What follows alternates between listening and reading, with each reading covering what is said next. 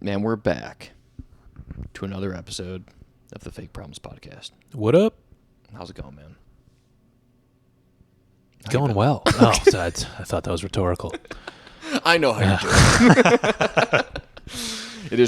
There's a level of kind of fakeness in the beginning. Yeah, like, I didn't even hear your intro. I'm just so used to it. You're in it. Yeah, I always feel awkward starting them. I don't know how to start. Well, it's like we're like re-simulating conversations that I've already had. Like, it's not like I'm walking in the door and I'm going, you ready? Like, we just immediately start recording. Maybe we should do that. We should just sit right down and get on the mic.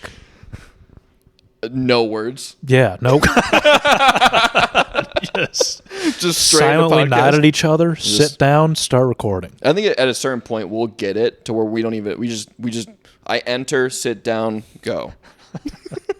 Cut out all the bullshit pre-conversation. I feel like a lot of the big ones start where they're like talking and then they just like flip it on. At least it sounds like. They go, "Are we recording?" Oh fuck! Oh yeah. It's like that whole thing they do. Okay. Anyway, we're back. Let's open up with a good one. How many friends make their friend the godfather of their child and then don't return the favor? I think about this because I've seen it. I've seen people who go, "You're going to be the god." They ask their friend, "I want you to be the godfather," and then the other friend has a kid, and they don't ask them to be the godfather. Yeah. First of all, is that kind of a dying thing? Naming a godfather? I don't know. I feel like a lot of people don't do that anymore. Yeah, because isn't like the real part of it that like if your parents died, they supposedly the old rule was that your godfather would take care of you then? Yes. Yeah. And like raise you in the faith. That's the point. So you're supposed to pick like a religious role model or someone you think will uphold that. I see. Which I feel like that's just declining entirely. But I've had friends who've gotten married or not married, who've had a kid and have named a godfather though. Okay. Because they're Christian, Catholic, that they're all about that shit. But there is a rule of reciprocity there. It feels weird if you just don't do it back. Yeah. And I don't know. I mean, it is your kid, so you decide. But it's a sweet title to have. Oh, yeah, the Godfather. Yeah. Oh. That movie series made it cool for a totally different reason. For sure. Yeah. But it is, I don't know. It is one of those things of like, it has to come up if you're friends with somebody. And like, they're like, "Oh, yeah, you're my kid's godfather." And they have a kid. And they're like, "Yeah, I got Jim as my kid's godfather." You're like, what? Well, if you do go the religious perspective, like maybe they don't think that you're that person that would like... That's hurtful. Yeah, kind of. I get that everyone has the right to do whatever, but man, would it hurt if I go, "Hey, man, can you be the godfather for my child?" And then you're like, "Hell yeah." Don't do it back.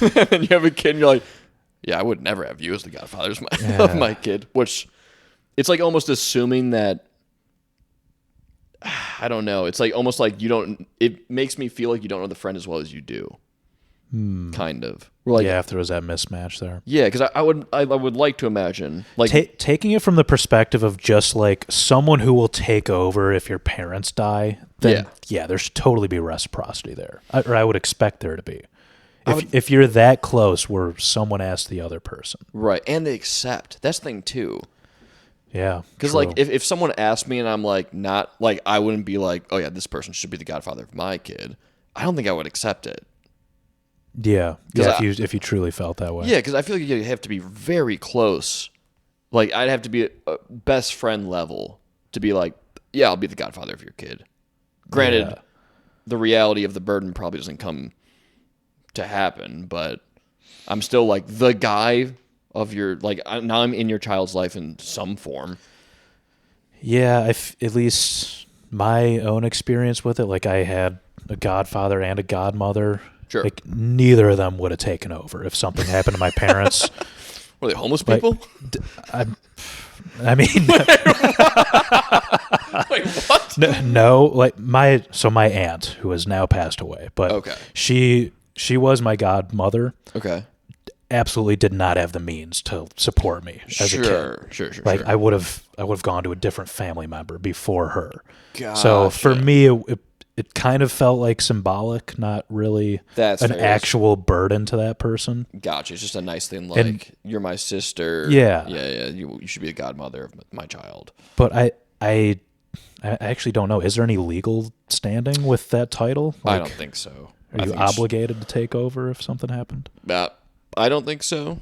Could be wrong. I don't think so either. I think it's truly just, to your point, a religious thing. Yeah. Because I mean, it's like what during baptism. Like my godfather was there during my baptism. Yeah. You know, so I don't know. But at the same time, and granted, my godfather does well, but I barely know. Like beyond when I was a kid, I don't know my godfather at all. He's just my dad's best friend from childhood. Yeah. Like I barely know him. I don't know. I don't know who my godfather is actually. I know I have one. Wait, what? Really? I forgot who it is. Yeah. Have you ever met him? No, I know it's one. It's like one of my uncles. I think. Okay. I don't know which one it is. It's one of them. It could be any of them. Yeah. I mean, that's it's hilarious to be like, I know I got one. No idea. I do know I have one. You have to get your dad on the line and be like, who the fuck is my godfather? But yeah. So anyway, if I ever get into the situation, I think I would try to do it to someone who would also do it to me. Yeah. Like Dom, I've known Dahmer, like one of my friends. Oh, I just said his name. One of my friends from home. Granted, we don't know each other well enough for. I probably would be like, Joe, you should be. Oh my god, I'll saying do it, everyone's dude. names. You asking me now? No, I'm saying I wouldn't do it for you. Oh, come on, dude. I love you, but it's that we haven't. I don't know what you're doing. Your downtime. You'd be reading the President's Son. I do crazy stuff. You'd be out of control. Yeah. But it's like I would need to have known someone for almost all of my life. Yeah. To be like, makes sense. Yeah, you can take care of my kid if I fucking die. But like, logistically, don't you have a brother and a sister? Yeah. Don't you think it would go to them, even if you named someone else? I guess I don't know. Everyone has different. I think it's very family dependent. Yeah. You know, because like my sister's younger. Maybe that's the point of the thing.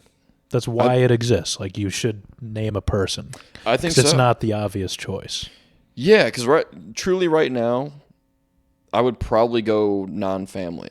Yeah. If I had to give someone the Godfather, if we're going by the rules of Godfather, I would give a friend, not family, that role. And it's a big burden, but I don't think anyone in my family could take that. Also, me dying and having a child to take care of is crazy. Yeah, have a kid first. And then yeah, before dying. I can freeze my sperm and then have it after I've been dead. Ooh, that'd be cool. Would it? No. Okay.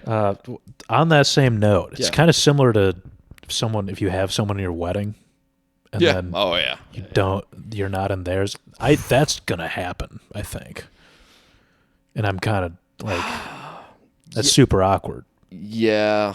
I have a couple people I can think of that I've been in their weddings, and I came as a surprise, honestly. Yeah. I'm like, you sure? You want me to be up there? But also kind of sad, too, because it speaks to, like, how not many good friends people have. If I'm interpreting the relationship like, oh, yeah, we're just casual, but they're interpreting like, this is a close friend, it's kind of fucked up. Yeah, that's kind of sad. Yeah. But also there's other people, too, that have been in their weddings that there's reasons I have people that are higher priority than them in terms of right. It's like you still love the person, whatever, but it's like probably not. Yeah. Like last person I stood in their wedding, I probably wouldn't have them in my party. But it's like they're great, but I don't want to have 18 dudes standing next to me up there. True. Yeah. It's super awkward. You just rank people in your life for wedding parties. Yeah, but like that one's like I don't know, because it's like you got the best man who's the number one, and the rest of them are whatever. It's like it could be any, just a group of bros. Yeah, and it's like they're all, those guys are typically pretty equal, but I feel like it comes down to it more than not of like the who's competing for best man. That's bigger. Which because my one friend who was going to get married, who broke up with his fiance, was like, he wanted to have two best mans. He wanted to have me and this other friend who has gone on to live with his ex-fiance.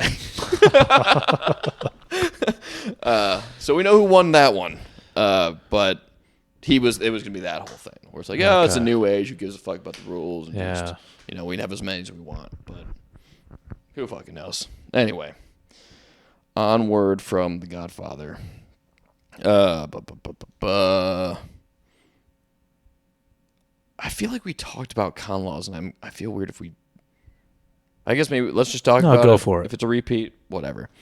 So, con laws, con is an acronym for Certificate of Necessity, I believe. In 1961, I think they were established.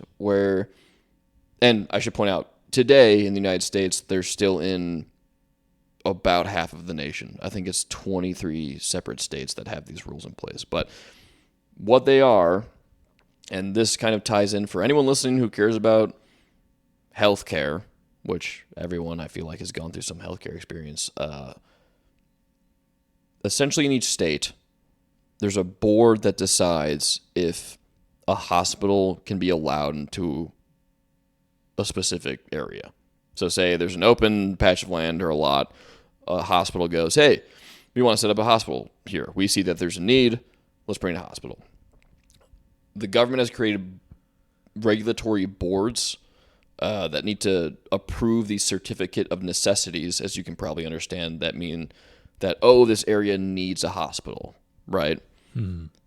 What has happened is that in the states that these remain, and historically since they've been made, those regulatory boards have been filled up with members of hospitals that have already been established in the area.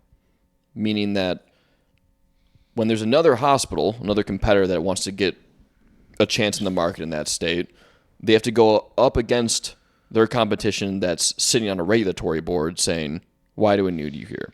And more than not, the board denies competition, which in result... Do you have any information on how frequently they get denied versus approved? No, I don't have the percentages, but if you just look up con laws and fraud, you'll find a lot of examples of there's societies that really need another hospital, and the boards just flat out either they'll just keep them tagging along for a long time and make them spend all this money on board approvals and keeping and then they'll deny it flat out. So they drain the competitor of money and then they deny them.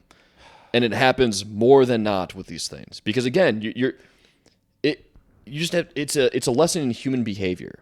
If you have a market and you have the right to deny people access and you're trying to better the company you work for, you're going to choose to better the company. Survival instinct. Yeah, you have to be truly altruistic to go, I'm going to let this competitor that could potentially destroy my business in.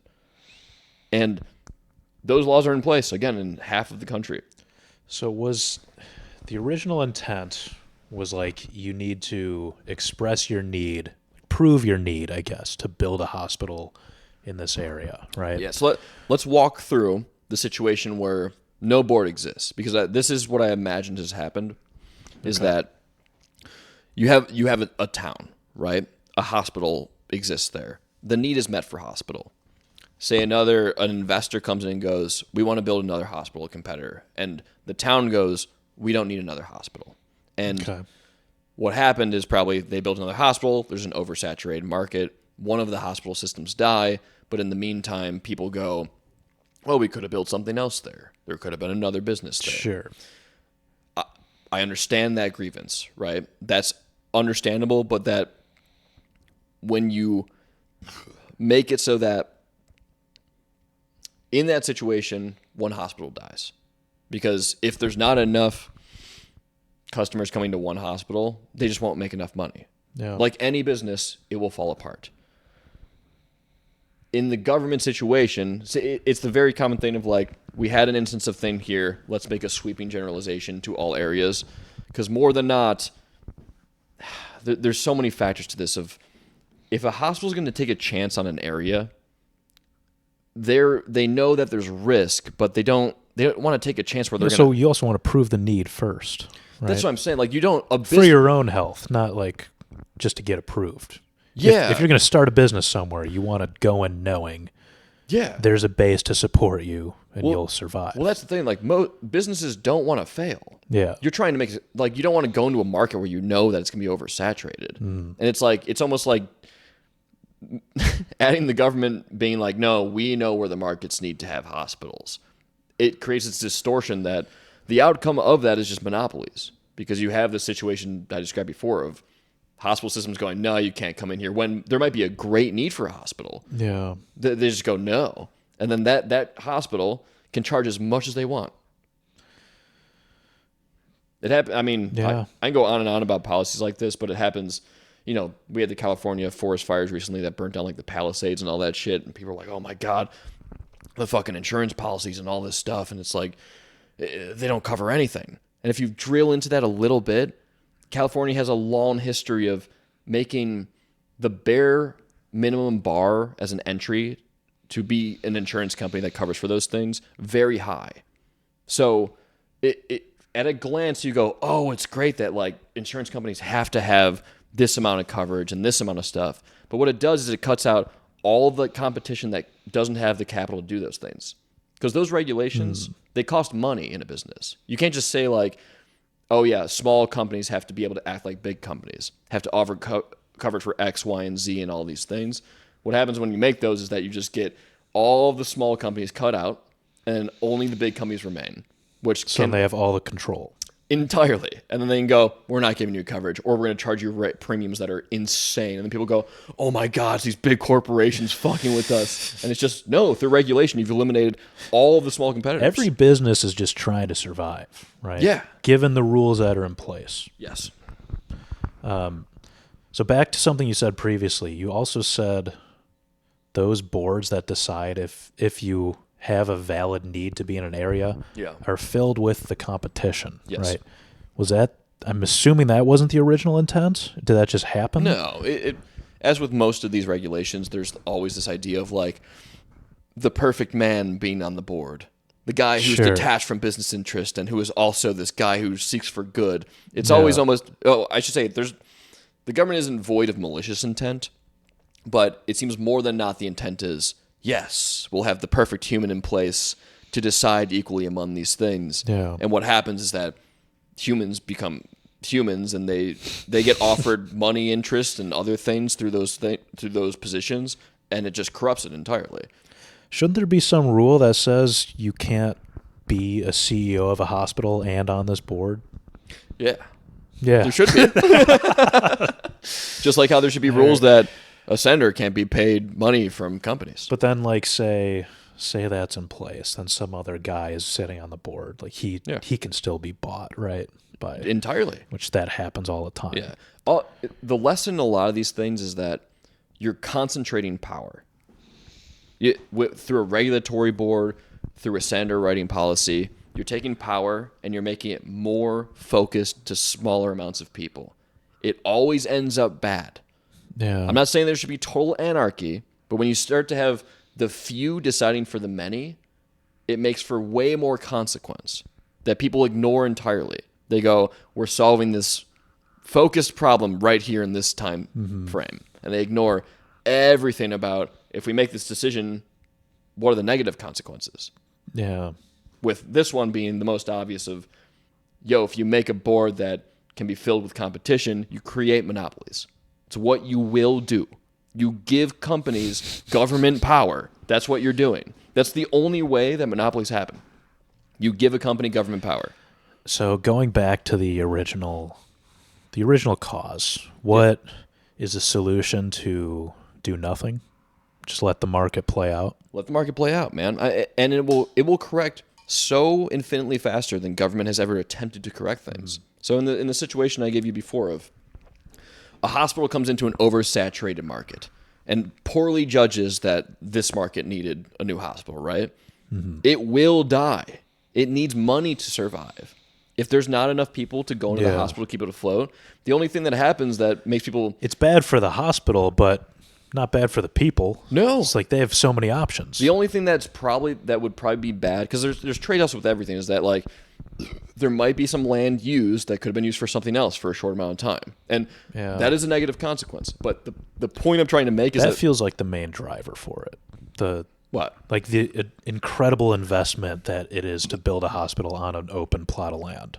Sure, but that's on the hospital, and to the point of the consequence from that is way less than giving a company government control through a board, because the consequence. I mean, we're seeing it. We're living it today, where healthcare prices are so high because of things like that. Because those hospital systems, and again, we're talking about one law. Healthcare is the most regulated industry in the entire world. Yeah. Those things create the potential for companies to go, I can charge you truly wherever the fuck I want, and you can either die or pay the fucking price.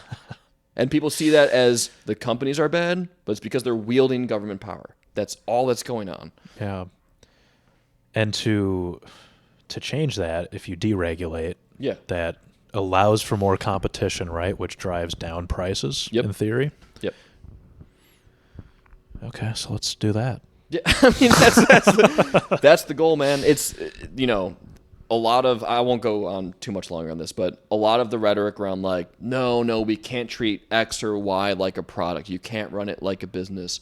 It is a product. If people are working, it's a product, and paying for it, it's a product. When people say healthcare is a right, well, dude, I mean, so you have the right to just someone else's labor. It is the most moronic statement. Because say water's a right. That's so common. Well, let's do this. Say water's a right, which is one that most people go, water's a right. You do realize that within a right, there's labor involved. It's not free. There's not a free, like there's cost. Go live in Colorado. There's no water there. The point is that there is no we just get free thing. There is labor and cost involved in every single thing there is. The only one I can think of is like air. Like you have the right to breathe air. Sure, I guess with the water one, there's effort in like collect. Like we can just you have to clean it, and I guess you have to keep the air clean too. Like there's effort that goes into that. Sure, but correct. But sorry, keep going. No, I guess the point of just that. There's a lot of politicians that go, we're gonna have free healthcare. We're gonna have water's gonna be a right to be free, and it's like, dude, do you know how much a CT scanner costs to make? Dude, that's ungodly. You're just we don't live in a world where there's no cost. Saying those things mean literally nothing. By going, we're gonna have free. All you're doing is making it more costly by making government have control of it, because you're. I mean, take the single-payer system that a lot of the left-leaning people talk about of universal healthcare, right? You are eliminating all competitors. You're letting one thing have control over all of healthcare. And that takes the quality down as well. Massively. Dude, you could go take a macroeconomics course, 101, and understand that when you have one business controlling an entire market, they have no incentive to do better. The government is that example. Yeah. It's like, why would, there's this assumption that like the government is altruistic or like they don't care about business. Like they've only proven again and again that they have made everything worse. So anyway, I will get off my soapbox, but man, is it, go ahead. I have a question for you. Yes. Because you're a big free market guy, right?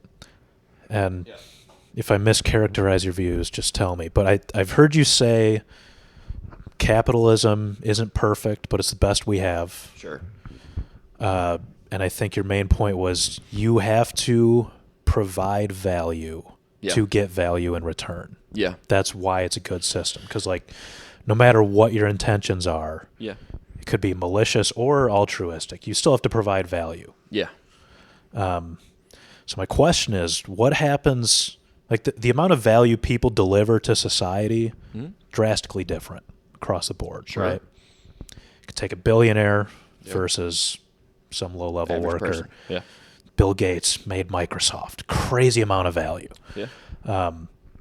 What happens if the average person doesn't deliver enough value to get like a decent amount of value in return such that they can live a decent life? Like what if everything was truly free and it turns out the typical person, or like just a lot of people, they don't pull in enough value? How do we resolve that? Or should we resolve that? Well, my question would be that the definition of they don't pull in enough value mean like what, they're homeless or something like dollar that? amount. They don't, because in theory, if everything was free, value is kind of measured in dollars, right? Yeah. I guess my question is, to answer your question, there's never existed a time in humanity where we didn't, like, value isn't created from nothing. So say you take the people who are creating nothing, right? Or choose to go, you know what? I'm not doing anything. Or just, I'm thinking of just like a really small amount, like fast food worker, not to rip on them, but like they're putting a small amount of value in. They don't get paid a lot. Yeah. Yeah, sorry. Keep going. Yeah. I would say that there's a level of choice to that, of you can choose to become more skilled and increase your, what is it called? Human capital, I think, in the economic terms. Or you cannot. You have the choice is the key. True. But I think you bring up a good point in that there's always this question of how are the people who can't provide value? Like people who are disabled, or people who have, let's just say disabled. It's a good one to start with. Okay. And, people go, well, welfare or things that they are providing to those people. And I think I've brought this up with you before, that people tend to, when they have a lot of, I don't even say a lot of wealth, most people donate to things that are already providing services for the people who need it the most in the private market, comparably with the government already as it stands When you today. reach a certain level, you start giving. Yeah. Well, that's the same argument. I forgot the economist, but he says the one way we can make the world cleaner is make everybody richer, because people start. Fuck yeah. Well, dude, I mean, if you look at the statistics around places that are extremely polluted, they have the poorest people, because people care about the environment. It's the hierarchy of needs, right? Exactly. I care about my life first. Yes. Once you get to a place, then you care about the environment. It's not. I can't care about the environment when I'm rolling around in shit and I can't feed myself. Yeah. That's just the truth of it. It's like you have to understand that there's a progression of values that happen. And within that, the people who are at the bottom who need support typically get it through charitable means. I mean, the public education system we know today was started by the Rockefellers. Initially, it was a private endeavor to go, there's all these kids out and about, they need education, we need to fund this thing. And then the government took over at some point and just ruined it. But you can find more charitable things than not from private interests than the government has ever done for anybody. People want to help other people. And typically it's people who are doing well. So it's like taking that to the free market as well. You're like, those people will be helped. They will, yeah. I mean, it shows today still that we're still helping people comparable to the government return on dollar through private donation. Yeah. I mean, think of all the private organizations that are like Salvation Army or Goodwill. There's so many of those organizations that have no tie to government, that are businesses meant to help people who have nothing. Imagine if you took the tax dollars we pay, 30 to 40%, how much more people would donate? How many more of those companies would exist? Yeah. Yeah. Yeah, when I lose a ton of my paycheck, I'm less likely to donate. Yeah, everyone is. And it's even more fucked up when you look at the numbers of who's donating the most. It's the richest people. It's like, because most people are trying to fight for themselves, and the richest people go, oh, I have all this money, just give it to the people who need it. Right. Most rich people are doing that.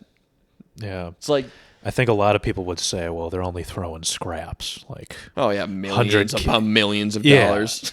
But like for them, that's nothing. So people still get mad at them. Like people will always hate. Insane arguments.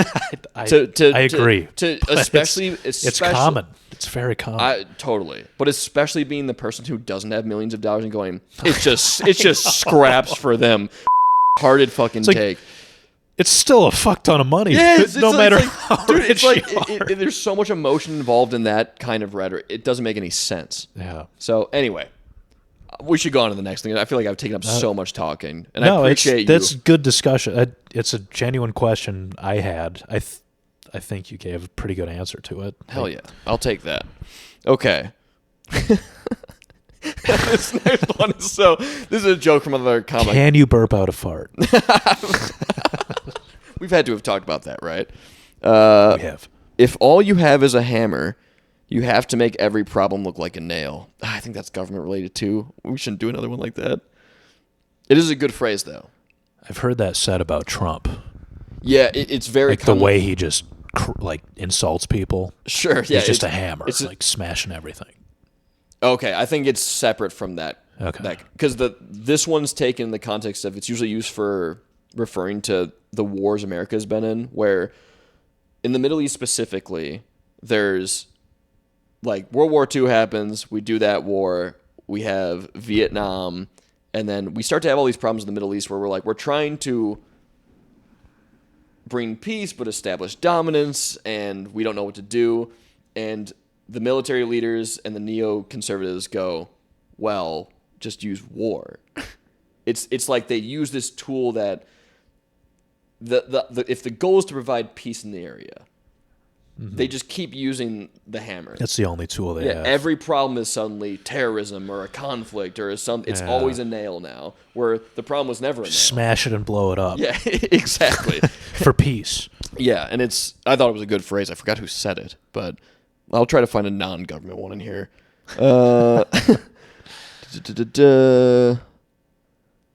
Pet peeve, having debate over a topic and when the other side is losing says the topic is too abstract. It's also government. No, this one's, it was related to a debate that's about government, but have you ever had this happen? Where like, you're winning an argument and the person, they'll use the throwaway of like, well, you can find a study for everything. Or there's so much opinion on it. It's like, how would you know the truth on that? Yeah, I mean, I feel that way about so many issues. Sure. I feel like more people should feel that way. That there's a lot out there? We were just talking about this. Like, so many people will see a headline and then just use that to set their worldview. Like, they don't actually look into it. Sure. That's a great point. I think more people should start from a place of, this is so frickin' complicated, especially politics and economics and all that. Like, people should be more humble coming into discussions about that. Totally. But to use it, I think that's different from what you're talking about. Like, to use it to discredit a point you're making, I think is kind of bullshit. Especially if they don't have a counterpoint. I think both things can be true. I think what you brought up is that most people are operating in they're not reading 40 books on a subject. No. They're seeing an article headline. But I would think, though, when you start to read about, I don't know, economics, physics, anything that's been well studied, right? There is a general consensus. There's something that people agree on in those fields. Okay, sure. And that it doesn't take too long reading about those fields to find the general consensus things. There's always the nuance. Because then you have to decide, okay, are all these scientists, economists, whatever, are they all lying? Is it a conspiracy? Or do I trust them a little bit? Right. Even though I'm not an expert. And we're talking about, for the most part, if you're not getting from total crap sources, people who've dedicated their lives to these subjects. Mm-hmm. Like an economist like Milton Friedman or F.A. Hayek literally have been like, there's two kind of, in my head, and other economists have said, like, there's social science economists and there's mathematical economists. So like Milton Friedman would be an example of a mathematical one, with Ludwig von Mises would be a social science one, where they're not crunching the numbers necessarily, but they're seeing large patterns in society. I mean, I've heard economics is a study of human behavior. For sure, but there's a mathematical sense to it too. In my opinion, the mathematical one grounds everything. You can draw a conclusion. You can almost make it experimental on a mathematical degree, as opposed to Ludwig von Mises would be like, well, here's all this information. And I feel like you got to combine the two. Absolutely. I mean, that makes for the best conclusion and hypothesis at the same time. Point being is that if you take yourself today and you start reading about economics, you'll find there's 70 to 80% stuff that's agreed upon. Unless you're reading extreme. If you read Karl Marx, he's going to say, hey, man, look, the value in everything is actually human labor. So if I take 4 hours to make something and you take 1 hour to make something, mine costs more because I spent more time doing it. That's his theory. That's insane. Yeah, a lot of people fall in line with that. That's his big thing. That's absolutely insane. I've seen that happen in my own work. Yeah. It's like you can take as much time as you want to do it's something. It's not going to be different. Yeah. I've read Karl Marx's Capital, which is like about 1,000 pages. It's just that regurgitated over and over and over about how if you work longer, this thing costs more money. So every college in our country has a group of Marxists who are like advocating for which I grant they probably haven't even read. They probably don't even know what they're talking about. Yeah, it's pretty bad. And again, I'm not an economist, but if you read that, it smells. You're like, this doesn't make any sense. Like right away. Yeah, you don't have to get too deep in to be like, none of this adds up. Like if you apply this to a real situation, you can't make it happen. No. The only way you can make it happen is by trying communism and destroying. And, how did that work? Yeah, dude, it just destroys everything. So, wait, where were you? That was a side thing. What were you saying before? Any economists besides Marx, you're saying agree on the same things. I'm saying that there's a way more stuff they agree on than disagree on. Okay. I'd say it's always like, well, I can only speak for economics and like psychology, and they're arguing a lot of nuance. There's like some things that work a little marginally better than other things. Again, granted, without the extremists like a Karl Marx, but you read an economist, most economists agree that like a freer market's a better thing. Yeah. With Milton Friedman, F.A. Hayek being like, no, it should be entirely free. And they make great cases for that. But again, it's coming to this place of you're debating with someone and you go, I've read 10 books on the subject. And they go, and they've read none, by the way. They've read 0 books on the subject. And they go, dude, you don't even, it's so complex. They haven't read anything about it. Yeah, they just truly you're throw like, it away. well, I'm closer than you. It's like I'm way closer to the answer than you are. One of the people I'm thinking of, I was talking with about this. I said, "What makes you the authority on economics?" If I'm the person and you have not read it, it's like, how could you decide that it's so complex? It's like we actually shouldn't even be having this discussion. Yeah, right. It's like, what are we talking about here? So anyway, we'll go to the next thing. Oh, you're making me want to read about economics, dude. Dude, I got some good stuff to recommend if you ever want to.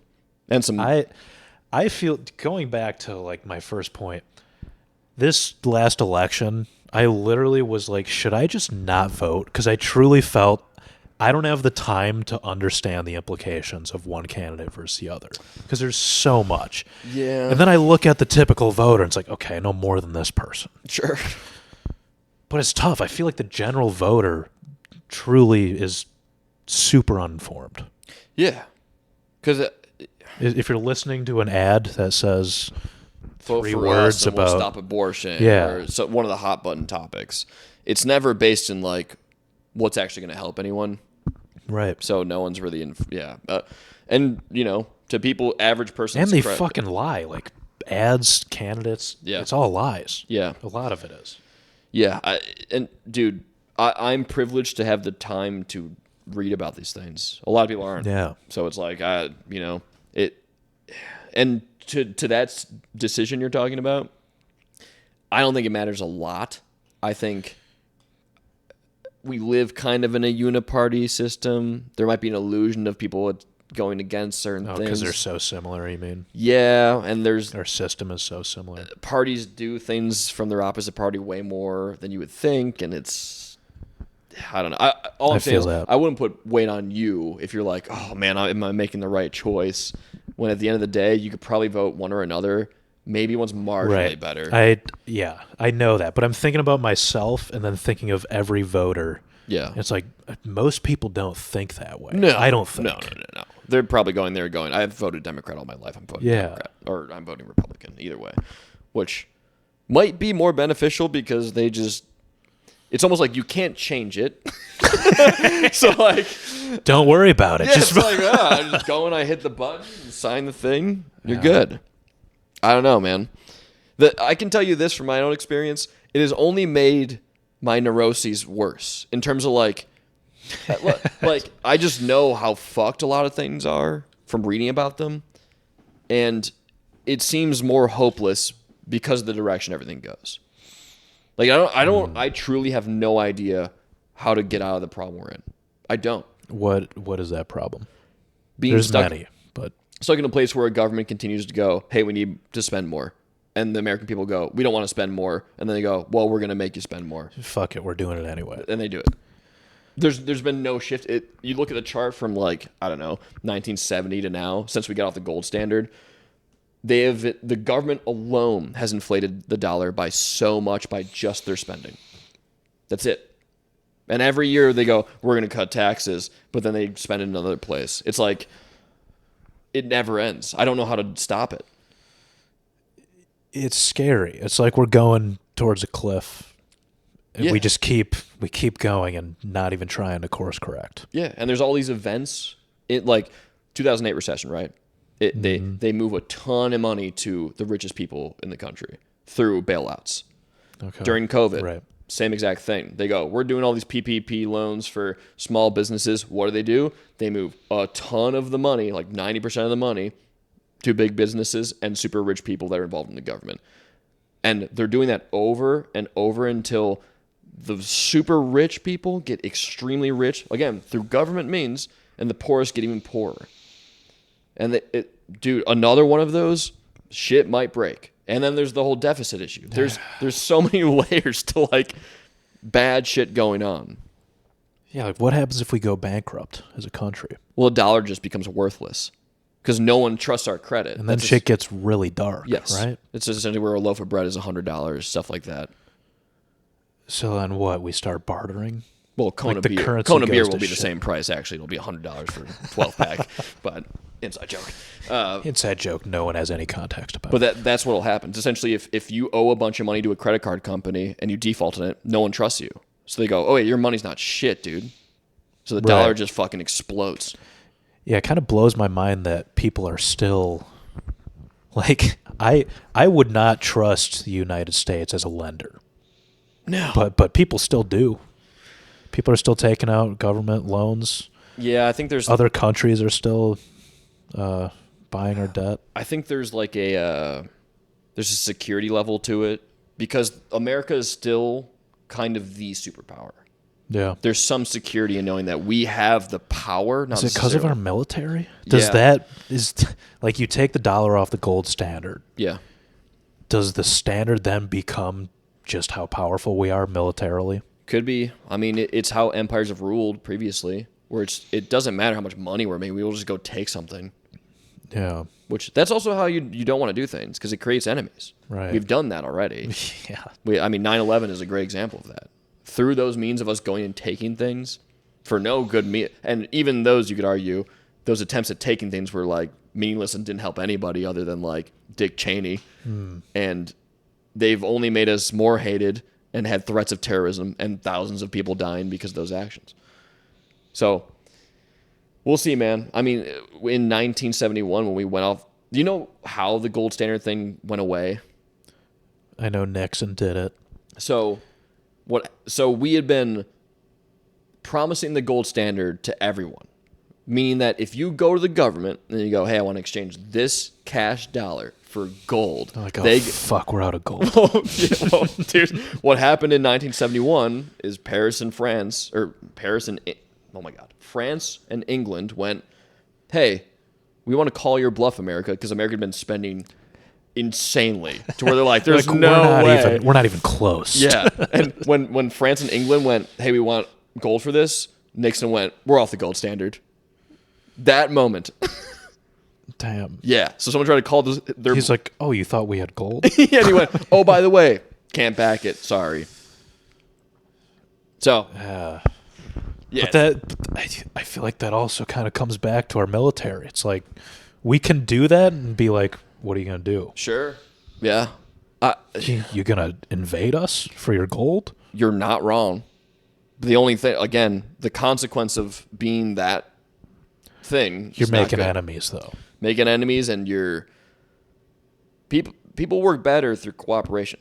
Like when people have the choice to work with you, things go way better. When we go, we're going to use force, you create, for every one person that goes, this is right, you have 10 people going, fuck that guy. So True. Yeah. It's human nature at the end of the day. Yeah. So anyway, on to the next thing. It's good stuff. We talked for so long. It's like 45 minutes.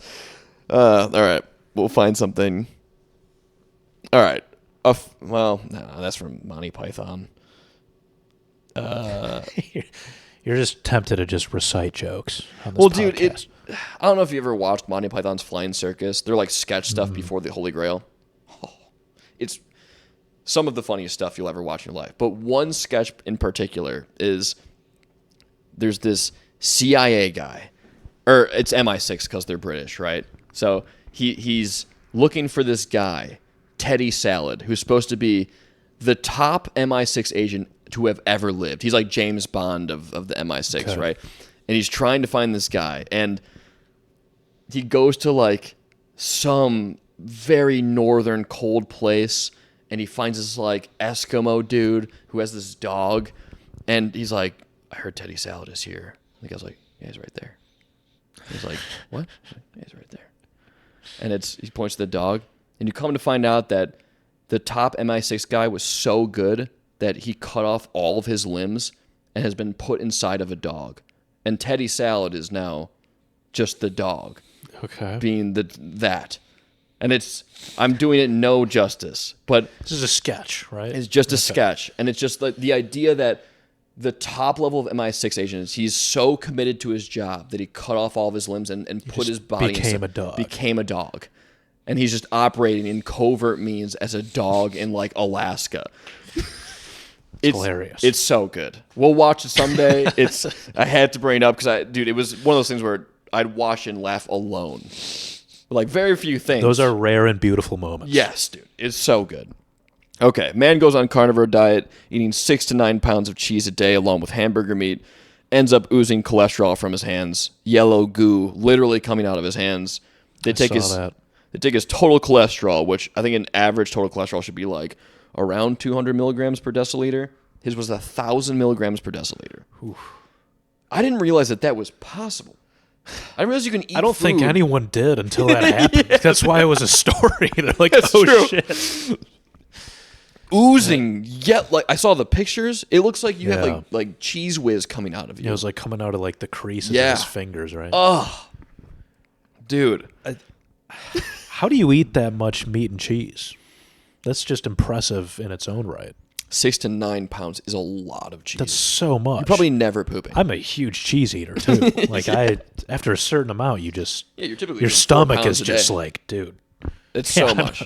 Only have 4 pounds. I mean, dude, I gotta think like, how's that guy's heart?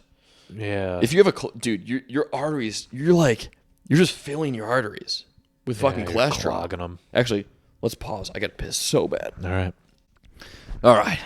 Sorry, audience had to pee. I was thinking about it while I was in the bathroom. The opposite side of man eating 6 to 9 pounds of cheese that I've read about is people who've they've decided to just eat only carrots, and they get hypervitaminosis. Oh my god! Which is they turn orange. Yeah, from the beta carotene, you literally just turn orange. It looks like you got like a spray tan. I had a coworker who would drink carrot juice every day. Okay. He went on camera. He literally looked orange. Dude, that's crazy. And like I told him, we acknowledged it. He's like, yeah, I'm eating a lot of carrots. But is that condition dangerous, or do you just look orange?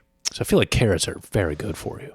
Yeah, I think it's okay because if you take... I'll take that over cholesterol. Yeah. I mean, way less damaging than eating 6 to 9 pounds of cheese. But like if you took... I know like synthetic vitamin A is really bad for your liver, but beta carotene, which is the natural form that you find in foods, there's got to be an upper limit, but not to the degree where it's like you're eating 69 pounds of cheese. Yeah. And what's that? Dude, that has to be melting your insides. Oh, here's a cholesterol hands. Oh, God, so fucking Crazy. gross. Can you imagine shaking hands with that and just getting like cholesterol all over Yeah, your does it like ooze off of them? Oh, yes. It's fucking, it's like, like the inside of an egg. That's like, it's like that way because it's just mostly cholesterol. He said there were no warning signs he had high cholesterol until that happened. It shows the guy's never going to the doctor. Yeah. You know who Jordan Peterson is, right? Oh, I do. He's a hardcore carnivore guy, and he claims it has caused many benefits in his life. Sure. I will always push back on that because there's a lot of problems with people going any extreme diet where you're excluding a lot of stuff. You're just chalking it up to the things you're eating now, which it's usually a result of you excluding processed things. It's the bad things you removed, not the thing you're eating. And now you're eating one thing, which the science around those things shows that you're getting an immediate relief from symptoms because you're not adding anything necessarily like aggravating. Like there's no like dietary fiber in fucking meat, so you're not True. You're not really making your gut work. Like think of like fiber as if a workout for your gut, truly. Yeah, Because it's super important. Yeah, how do you go without fiber? Well, you can, but it's just you're literally like detoning your intestines. They're muscles. It is a muscular structure. So when you don't add bulk like that, it just doesn't need to be toned. It just because you're just putting calories just go right through you. Yeah. So when people like go on those diets and they go, "Oh, I feel great. I don't have brain fog. I wake up in the morning feeling fantastic." It's like, A, you probably excluded things that were fucking with you, and B, Sure. you're getting really short-lived benefit. If you keep eating carnivore for 5 to 10 years, I promise you're going to start seeing some nasty cardiovascular symptoms. High cholesterol, bad triglycerides, heart attacks, stroke. It's not going to be good. You're going to have high cholesterol. It would go against everything, all the nutritional science out there. Right. I wonder how long he's been doing it. I don't know. Didn't he do it because his daughter had a bunch of autoimmune condition stuff, and she did it, and she felt relief, and then he was like, I'm convinced it's the thing. Yes, and I think he initially did only meats and greens, and then he's like I felt better, but I still had some issues. I think he has the same autoimmune thing. Gotcha.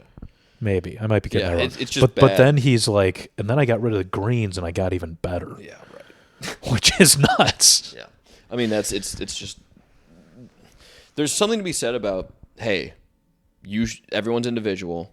We have our own experiences. See what works for you. That was my takeaway. Sure. Like maybe your actual biological needs are very different on an individual basis. Sure. There's an understanding that it has to be around if I suddenly put you on 100 grams of dietary fiber, which the research would suggest that is so protective in terms of cancer, cardiovascular health, because of things that typically come with fiber, right? Yeah. That you're going to experience a lot of discomfort initially. There's going to be a shift. And the reason for that is that your microbiome, the bacteria that digest food for the most part, they're not used to doing that.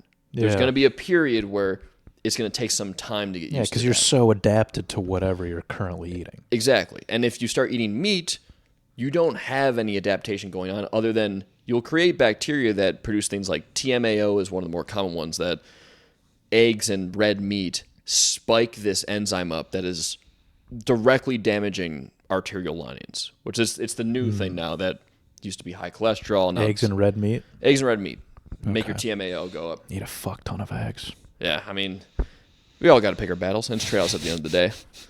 But it's one of those things where when people go, I got off, I'm eating only meat, it's like, yeah, you're not making your gut work out at all. And it makes sense why you're not feeling any symptoms. Because if anything, you eating plants and going, oh, I feel terrible, it means you're not eating enough. Yeah. You need to increase that. You have a weak gut. I'm trying to get my parents to eat more fiber. Yeah. And both of them are like, we try to do that and we just start farting so much. I'm like, yeah, initially. Yeah, and that's what I keep telling them. And then they stop because they see those symptoms. I'm like, just power through it like you should. And if you ever, it typically takes 2 to 3 weeks, closer to a month for some people who are extreme, but it's your body truly adjusting to a healthier environment. That's what's going on. And funny enough, not to keep going on about the science of this, very few things in nutritional literature or medical literature are like hard to track. Dietary fiber is one of the very few that across the board you can go for every gram I increase, healthier outcomes happen. Across for all of our big killers, type 2 diabetes, cancer, heart disease, stroke, infection, dietary fiber. So just by increasing that, and granted, there's the exception of if you go buy a fiber supplement, you're probably not going to see the same benefits if you just start eating like 100 grams of fucking like, I don't know, Benefiber a day as opposed to getting that from plant foods. So anyway, don't even remember how I got on that. Eat more fiber. Eat more fiber. It's good for you. Jordan Peterson should probably eat some more plants. It's not good that you're eating all the meat. But also, it's one of those things too, like, you guys, any like cardiologist, hey man, what should I do if I have heart disease? He's going to tell you to eat less meat, less fatty foods. It's not controversial. That's the crazy part of people being like, oh, this is what all these doctors, it's like, no, most cardiologists who work with the vascular structure specifically go, you should eat less meat. Yeah. And red meat is worse, right? Yeah, because of the saturated fat content, but also the TMO thing. It has a bunch of other compounds in it that just are even worse for our arteries for some reason.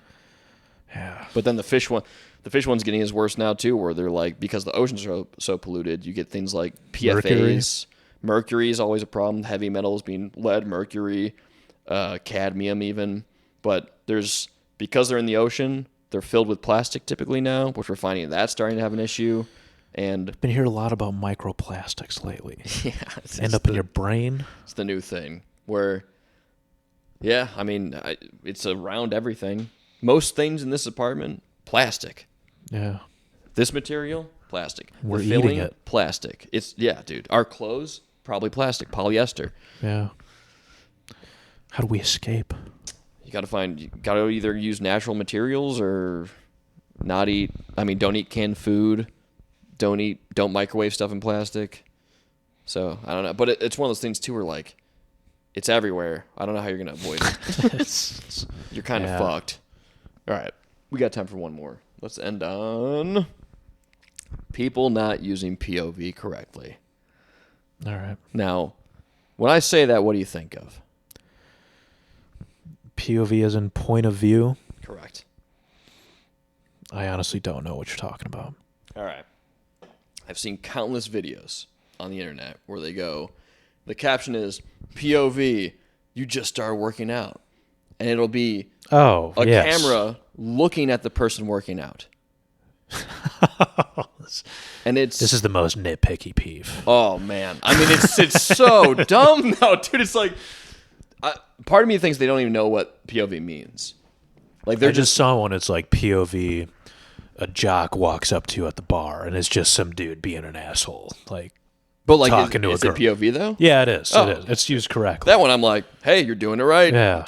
But I've seen more. I don't know if not. I've seen an example of that misused. I see it so much on Reddit where people go, POV, I'm taking a walk, and it's a video of them walking.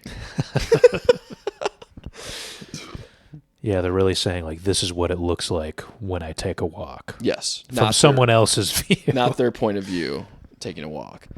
It's one of those things I've just... I think it happens with a lot of things where I don't think people... They see a video of something and they think they understand, and they don't even try to... Yeah, or they hear a term repeated, so they're like, oh, I'll tack this on. Yes, and they just use it without even thinking about it. But then they come across someone like me, and I go, you are retarded. You are one of the people that doesn't read anything. Yeah, which most people, I don't think, care. Yeah, and at the end of the day, fine, it gives me a laugh when people are like, POV, I'm going for a jog. It's a video of them jogging, like, from far away. It's like, okay. Well, on that note. Hold on. What, you got one? I'm looking at my peeves now. Okay. I haven't said a peeve in a while. Dude, give me a peeve.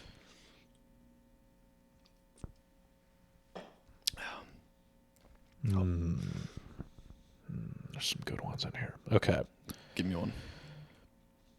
One that I heard recently. I actually don't remember where it was, but When people win an award Okay.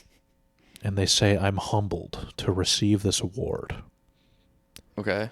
Yeah. isn't that the exact opposite of being humbled? Why are you humbled to receive an award?